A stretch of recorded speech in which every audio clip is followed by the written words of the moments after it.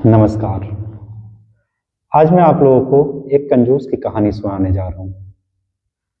एक गांव में कंजूस रहता था, बहुत बड़ा कंजूस। बहुत दूर दूर तक खबर फैली हुई थी कि इससे बड़ा कोई कंजूस नहीं हो सकता।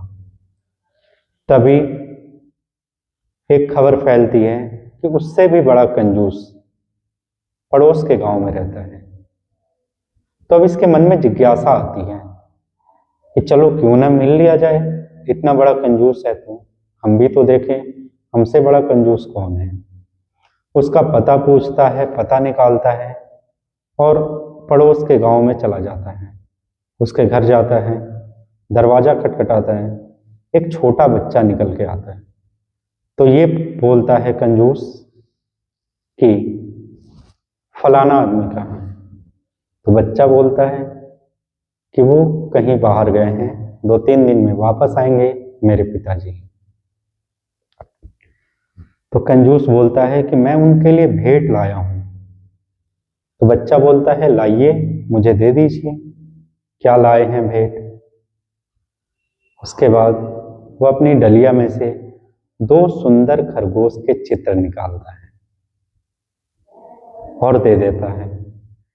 कहता है कि ये खरगोश है हमारी तरफ से भेंट। तो बच्चा बोलता है कि जब आप इतनी दूर आए हैं तो हमारी तरफ से भी कुछ ना कुछ भेंट लेते जाइए।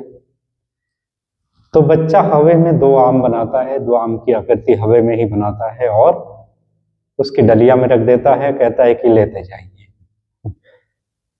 तो कंजूस बड़ा हैरान होता है, अब वापस चला जाता है अपने। सोचता है कि मैंने तो रंग भी खर्च किए, पेपर भी खर्च हुआ, मेरा इतना सारा खर्च हुआ और उसने तो कुछ भी खर्च नहीं किया। जब बेटा इतना कंजूस है तो बाप से तो भगवान ही बचाए। ध्यान दीजिएगा यहाँ पर, जब बेटा इतना बड़ा कंजूस है तो बाप से तो भगवान ही बचाए। फिर 2-3 दिन बाद उस बच्चे का बाप लौटता है अपने गांव, घर आता है। तो बच्चा बोलता है कि आपके लिए एक सज्जन आए थे, ये 2 खरगोश दे गए हैं भेंट में और मैंने भी उन्हें खाली हाथ नहीं जाने दिया। मैंने भी उनको हवा में 2 सुंदर आकृतियां बनाई आम की और उनकी डलिया में रख दिया। मैंने कहा मेरी तरफ से भी लेते रहिए। तो बाप ने उसको एक थप्पड़ मारा जोर से कि अबे गधे, जब बनाना था तो इतने बड़े बड़े आम बना के क्यों दिए, छोटे आम देने थे तुझे। तो ये रही कंजूस की कहानी।